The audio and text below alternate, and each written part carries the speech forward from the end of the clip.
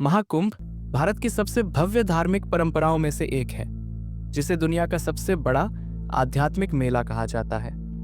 हर 12 वर्ष में एक बार प्रयागराज, हरिद्वार, उज्जैन और नासिक में यह आयोजन होता है, जहां करोड़ों श्रद्धालु गंगा, यमुना, सरस्वती और अन्य पवित्र नदियों में स्नान करते हैं। लेकिन क्या आपने कभी सोचा है कि महाकुंभ के आयोजन में कई रहस्य भी छिपे हुए हैं? ये कथा महाकुंभ से जुड़ी एक ऐसी अनकही कहानी है जो इतिहास के पन्नों में कहीं खो गई।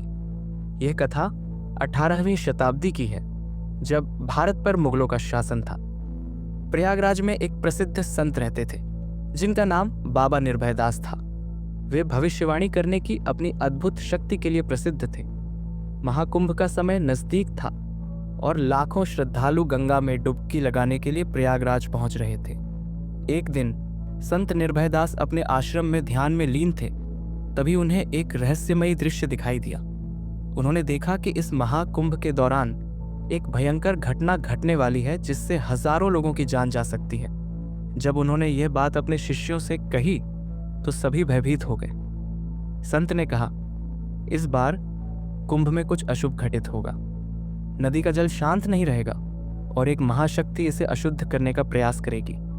शिष्यों ने पूछा, गुरुदेव, क्या कोई उपाय है जिससे इस आपदा को टाला जा सके? संत ने उत्तर दिया, केवल एक ही उपाय है। हमें एक विशेष यज्ञ करना होगा और पवित्र मंत्रों का जाप करना होगा। यदि यह यज्ञ पूर्ण हुआ तो आपदा टल जाएगी। संत निर्भयदास ने अपने शिष्यों को बुलाया और यज्ञ की तैयारियां शुरू कर दी। लेकिन इसी बीच एक गुप्तचर खबर लेकर आया कि कुछ अज्ञात व्यक्ति महाकुंभ में अशांति फैलाने की योजना बना रहे थे। ये लोग कोई सामान्य अपराधी नहीं थे, बल्कि एक गुप्त संप्रदाय से जुड़े थे, जिन्हें तमसपंथी कहा जाता था। ये लोग अंधकार और तंत्र मंत्र की साधना करते थे और महाकुंभ जैसे पवित्र अवसरों पर अशांति फैलाने का प्रयास करते थे। तमसपंथियों का नेता एक रहस्यमयी व्यक्ति था, जिसे लोग कालसिद्ध के नाम से जानते थे। उसने अपने अनुयायियों को आदेश दिया कि वे गंगा में एक विशेष तांत्रिक पदार्थ मिलाकर उसे अशुद्ध करें, ताकि श्रद्धालु बीमार पड़ जाएं और महाकुंभ की शुद्धता नष्ट हो जाए। महाकुंभ के आरंभ होने से एक दिन पहले संत निर्भयदास को एक अजीब सपना आया। उन्होंने देखा कि एक अज्ञात साधु गंगा किनारे तपस्या कर रहा है। उसकी आंखों में अपार तेज था और वह किसी रहस्य को छिपा रहा था। संत ने अपने शिष्यों को उस साधु को ढूंढने का आदेश दिया। कई घंटों की तलाश के बाद वह साधु उन्हें गंगा किनारे ध्यान में लीन मिला। जब संत निर्भयदास उसके पास पहुंचे तो साधु ने आंखें खोली और मुस्कुराते हुए बोले, मैं तुम्हारा इंतजार कर रहा था निर्भयदास। मैं जानता हूं कि तुम कौन हो और क्यों आए हो। संत चकित रह गए। उन्होंने साधु से प्रार्थना की कि वे इस आपदा को टालने में उनकी सहायता करें। साधु ने उत्तर दिया, इस संकट से बचने के लिए हमें 3 पवित्र मंत्रों का जाप करना होगा और गंगा किनारे विशेष रक्षा यंत्र स्थापित करना होगा।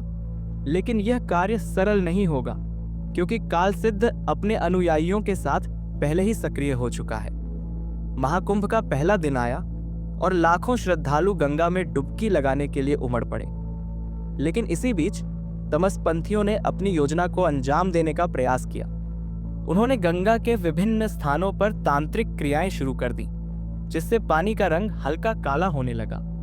जैसे जैसे रात हुई, गंगा के कुछ हिस्सों से अजीब सी दुर्गंध आने लगी, जिससे कई श्रद्धालुओं में घबराहट फैल गई। संत निर्भयदास और रहस्यमयी साधु ने तुरंत अपने यज्ञ की प्रक्रिया तेज कर दी।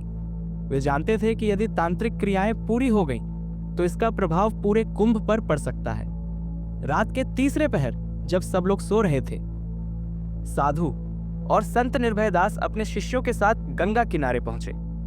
उन्होंने वहां कुछ मंत्रों का जाप किया और विशेष यंत्रों को जल में प्रवाहित किया।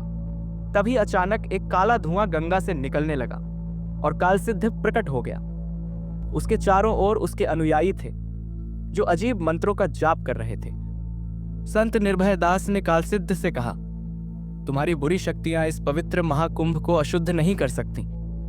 तुम जितना भी प्रयास कर लो, धर्म की शक्ति अधर्म पर विजय प्राप्त करेगी।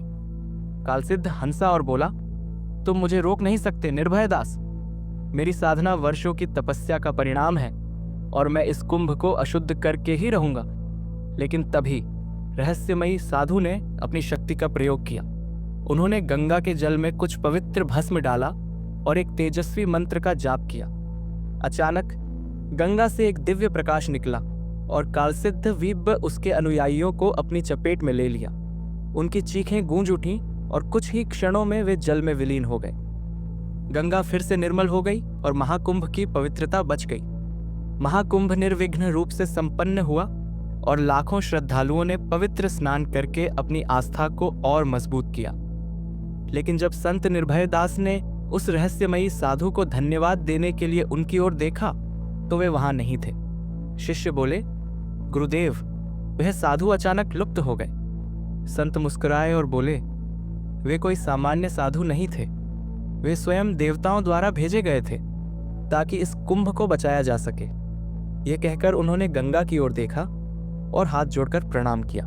यह कथा महाकुंभ के इतिहास का एक ऐसा अनसुना अध्याय है जिसे बहुत कम लोग जानते हैं। शायद यह एक पौराणिक गाथा हो या शायद सत्य, लेकिन इतना निश्चित है कि महाकुंभ केवल एक धार्मिक आयोजन ही नहीं बल्कि आध्यात्मिक ऊर्जा का संगम भी है, जहां अच्छाई और बुराई का युद्ध हमेशा चलता रहता है।